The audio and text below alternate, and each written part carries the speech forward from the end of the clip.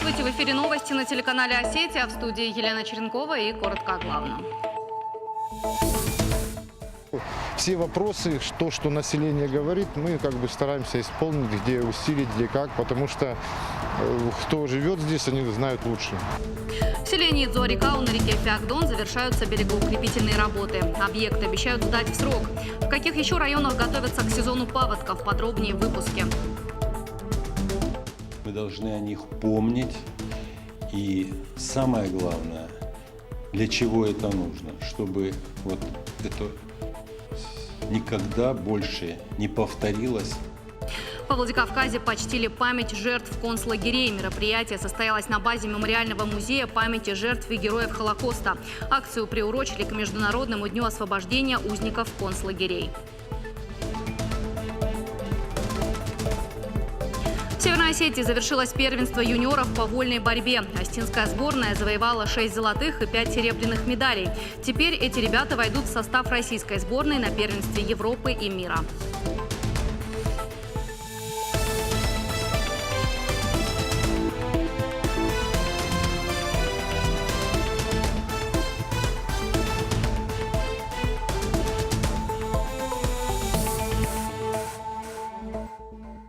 Глава республики Вячеслав Битаров встретился с генеральным директором федерального унитарного предприятия «Российская телевизионная и радиовещательная сеть» Андреем Романченко. В разговоре также приняли участие первый заместитель генерального директора по капитальному строительству и контролю за реализацией государственных программ РТРС Олег Адамов и полномочный представитель Северной Осетии при президенте России Борис Джанаев. Участники встречи обсудили строительство новой радиотелевизионной передающей станции с башней высотой 200 метров. Первый камень, в основании которой был заложен в феврале 2018 года. По словам Вячеслава Битарова, республика заинтересована в строительстве телебашни. Новая передающая станция открывает возможности для развития в республике цифрового телерадиовещания, радиовещания в ФМ-диапазоне и других современных услуг связи. Тема развития цифровых технологий в республике обсуждалась и на рабочей встрече Вячеслава Битарова с министром цифрового развития, связи и массовых коммуникаций России Константином Носковым. Минтруд России планирует к 2024 году снизить число россиян, живущих за чертой бедности. Численность населения с денежными доходами ниже прожиточного минимума должна опуститься с 13,2% от всего населения в 2019 году до 6,6% в 2024 году. Как отметили в ведомстве, возможностей для реализации этих целей несколько. Это повышение минимального размера оплаты труда в соответствии с ростом прожиточного минимума, поддержание уровня соотношения средней заработной платы отдельных категорий работников бюджетной сферы со среднемесячным доходом от трудовой деятельности, ежегодное увеличение страховых пенсий темпами свыше инфляции и индексация социальных выплат и пособий. Подготовка к сезону паводков в Северной Осетии идет полным ходом. В нескольких районах республики приступили к берегоукрепительным работам. Один из таких опасных участков, который чаще всего подмывается, находится в селении Дзуарикау. Как движется работа и когда сдадут объект, об этом материал наших корреспондентов. Расчистку русла реки Феогдон у селения Дзуарикау начали еще в марте. Сейчас большая часть работ завершена. В сезон паводков здесь всегда подмывало берега, из-за чего они бесконтрольно осыпались. В зоне риска часто оказывались дома, расположенные слишком близко к реке. Проводимые работы должны обезопасить их от возможных подтоплений в сезон паводков. На этом участке сейчас работы больше половины произведены. Осталось там пару участков наверху, это в той стороне. Там надо будет поменять русло и укрепить дамбу с правой стороны, с левой стороны по течению, потому что там тоже подмывает. Все вопросы, то, что население говорит, мы стараемся исполнить, где усилить, где как, потому что кто живет здесь, они знают лучше, что и как, проблемные места на реке. Работы проводятся за счет федеральных средств. В 2018 году Министерство экологии и природных ресурсов республики приобрело специальную строительную технику. Сейчас она полностью задействована в расчистке русел водных артерий республики. Наличие спецтехники позволит не только свести к минимуму негативные последствия паводков, но и своевременно их устранить. В 2016-2017 году Министерством природных ресурсов и экологии уже проводились работы по расчистке данного участка. Но за 2 года ситуация поменялась. В принципе, здесь необходимо каждые 2 года проводить данные работы. Ну, под ущерб паводка, я думаю, попадает что около где-то 100 домов. Предполагается, что на этом участке работы завершат уже через 2 недели. Министерством экологии и природных ресурсов республики сейчас также проводится расчистка русел рек Дурдур, Урздон и Хайдон. Уже завершены работы в селениях Майрамада, Кодахчин, Верхний и Нижний Санебе. Кроме того, берегоукрепительные сооружения появятся на реке Кизилка в селении Кирова, а работы по капитальному ремонту дамбы проведут на реке Ардон. Сабина Гатагова, Алина Хасцаева, Ибрагим Чочиев. Новости Осетии. У пассажиров бизнес-класса появилась возможность комфортно провести время в ожидании рейса. С 1 апреля в аэропорту Владикавказ начал работать бизнес-зал повышенной комфортности. Он оснащен удобными диванами и креслами, буфетом с холодными и горячими закусками. Кроме того, зал оборудован услугой Wi-Fi. Здесь постоянно обновляется пресса, а юные пассажиры смогут с пользой провести время в детском уголке. Услугами зала могут воспользоваться держатели карт Priority Pass, Dragon Pass, а также обладатели приоритетных карт от самих авиакомпаний. Платить за услуги бизнес-зала пассажирам не придется, так как стоимость уже включена в тариф билета и карты. В Северной Осетии определились победители конкурса «Выпускник года». Турнир по интеллектуальному многоборью проходил между учащимися 10 и 11 классов республиканских школ. Ребята демонстрировали свои знания в математике, информатике, физике, химии и биологии. Благодаря меценату Олегу Пухову победители стали обладателями денежных премий. Как распределялись места, все подробности в материале моего коллеги Хета Гаплиева.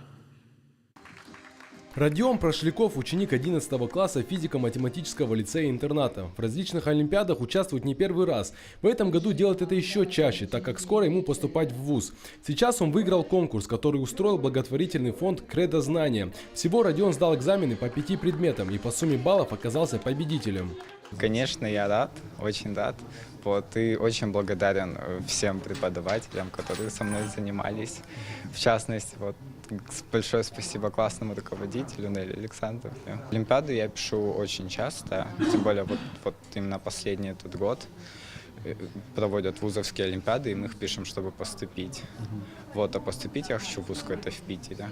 Такие олимпиады благотворительный фонд «Кредо знания» проводит уже 25-й год подряд. Президент фонда Валерий Цгоев говорит, что для учеников это отличная возможность подзаработать. Победителям вручают денежные призы. Итоги конкурса не дают привилегий при поступлении в вуз. На вопрос «почему так?» Валерий Цгоев отвечает, что тогда олимпиады проходили бы не совсем честно. Но я знаю, что тогда бы родители мешали объективности проведения этого конкурса. Я отказался от этого сознательно. И вы посмотрите на список победителей, вы легко догадаетесь, что здесь никакой протекции нет. За все эти годы я всего дважды заподозрил в каких-то отдельных 2 предметах. В 2 предметах, когда все время экзамен проходит по 5-6 предметам. Да? То есть была какая-то протекция. А всегда комиссия бывает очень объективно и честно, что в наше время достаточно редкое явление. Поэтому мы сознательно отказались от того, чтобы нам давали льготные места. Всего в основной тур конкурса прошли примерно 60 учеников. В основном это учащиеся владикавказских школ. Первые 5 мест заняли ребята из Республиканского физико-математического лицея-интерната. Министр образования Северной Осетии Людмила Башарина уверена, если бы о конкурсе знали все школы, итоговый расклад мог бы быть и другим. Мы на себя возьмем то обязательство Министерства образования, чтобы максимально довести информацию об этом конкурсе до всех образовательных учреждений и обеспечить участие в этом конкурсе учеников всех учреждений, естественно, если имеются на то веские основания.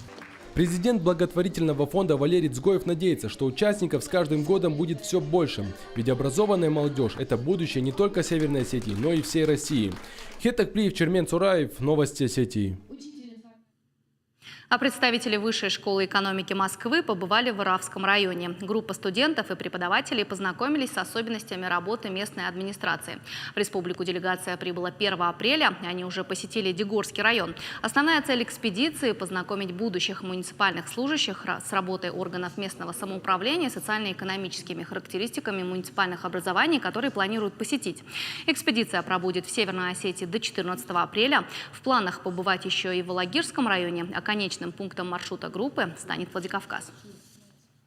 Они это очень любят, наши студенты. У нас каждый раз огромный конкурс на запись в подобного рода экспедиции по все регионы. Вот сюда был огромный конкурс, конечно, трудно было отбирать студентов, поскольку все хотели поехать, ознакомиться со спецификой местной жизни, побывать на Кавказе. Мы продолжим выпуск после небольшой рекламы, не переключайтесь.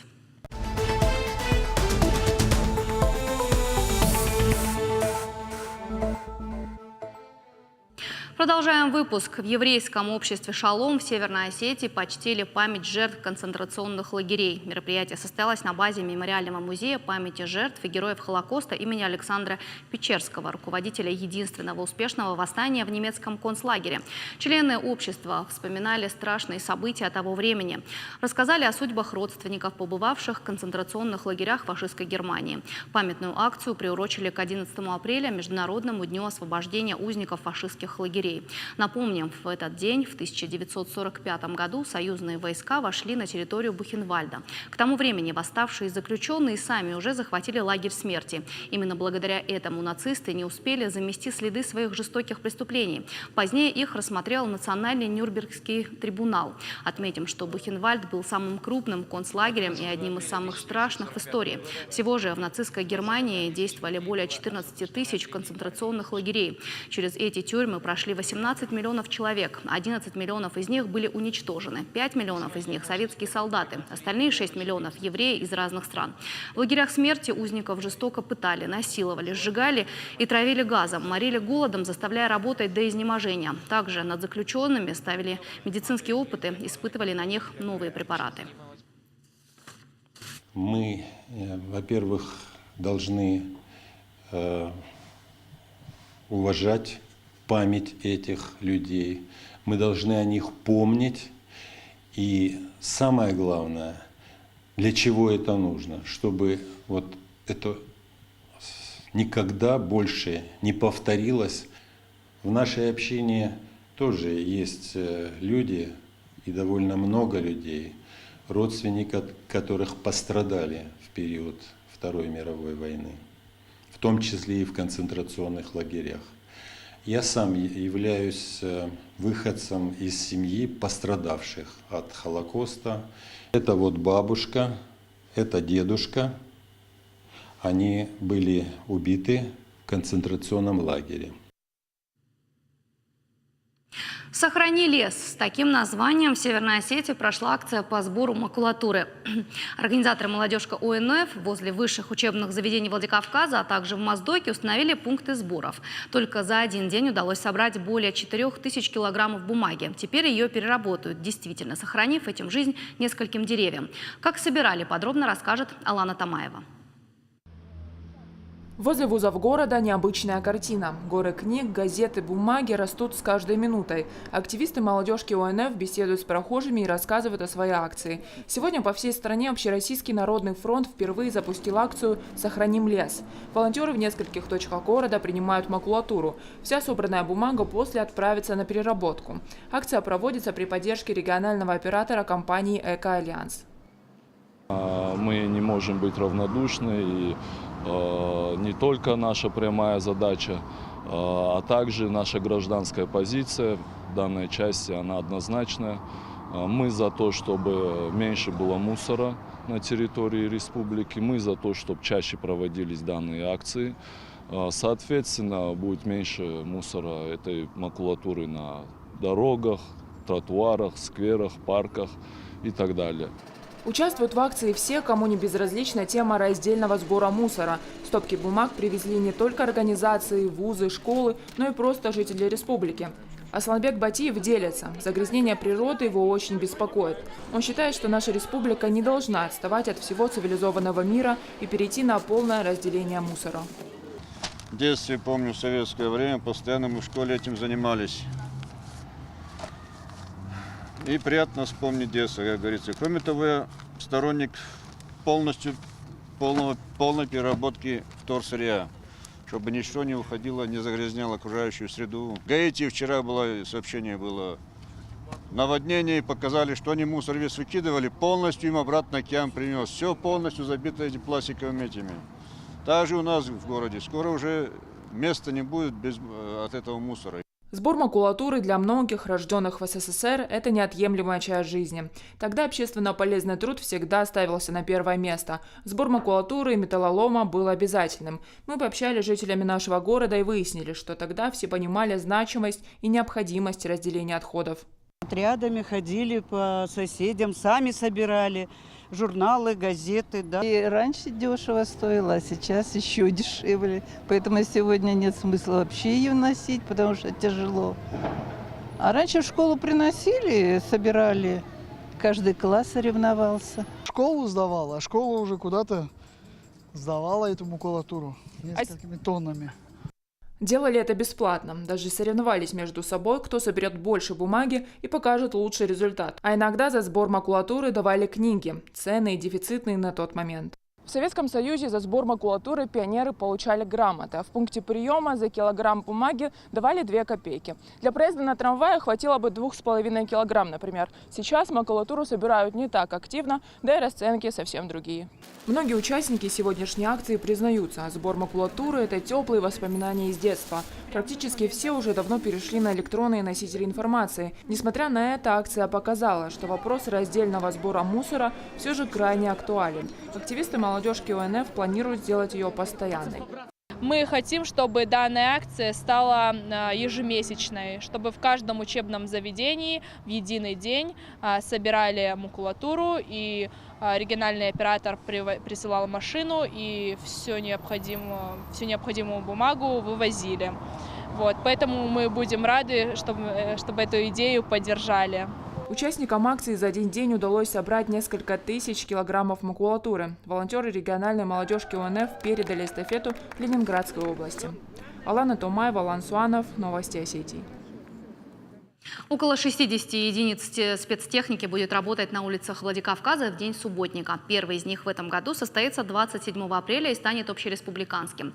Практика таких акций введена по инициативе главы Северной Осетии Вячеслава Битарова еще в 2016 году. И в каждом из них он лично принимает участие. Отметим, что и в этом году последние выходные месяца будут отведены для проведения подобных мероприятий по благоустройству.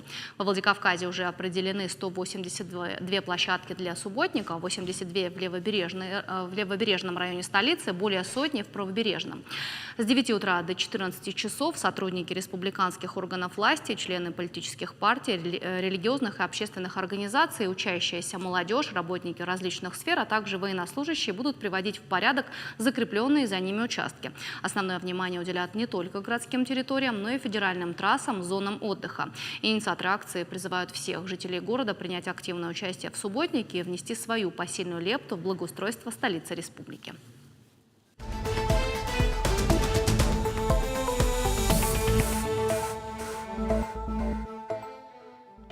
6 золотых и 5 серебряных медалей завоевала сборная Северной Осетии на первенстве России по вольной борьбе среди юниоров. Спортсмены, которые заняли первое место, отправятся на первенство мира. Те же, которые удостоены второго места, выступят на соревнованиях европейского уровня. Примечательно также, что сборная нашей республики впервые за долгое время в рамках юниорских соревнований заняла первое место в общекомандном зачете. Как далась победа нашим вольникам, знают мои коллеги, и вот их репортаж. Манеж гудит от криков поддержки и аплодисментов. Вольная борьба – любимый вид спорта в республике. Это из раза в раз доказывает заполненный до отказа спортивный комплекс. На первенстве сотни людей. И для них это настоящий спортивный праздник. Организаторы надеялись, что соревнование объединит всех любителей этого вида спорта. Надежды явно оправдались. Это действительно зрелищное и важное событие для нашего региона. Особенно учитывая то, насколько важен нам этот вид спорта, насколько любят его в Осетии, насколько ценят и разбираются. Да? И сегодняшние, и вчерашние переполненные трибуны тому подтверждение. Я надеюсь, что праздник удался. Надеюсь, что любители и болельщики получили истинное удовольствие, в первую очередь от борьбы. В финал первенства России по вольной борьбе среди юниоров вышли 10 осетинских борцов. 6 из них стали чемпионами. Каждый из поединков был захватывающим. Спортсмены максимально выкладывались и показали на ковре высокий уровень. Борцы делятся, помогла поддержка зрителей. В полуфинальной схватке у меня вообще уже не осталось сил. Я благодаря публике победил в основном из-за этого, потому что они меня поддерживали.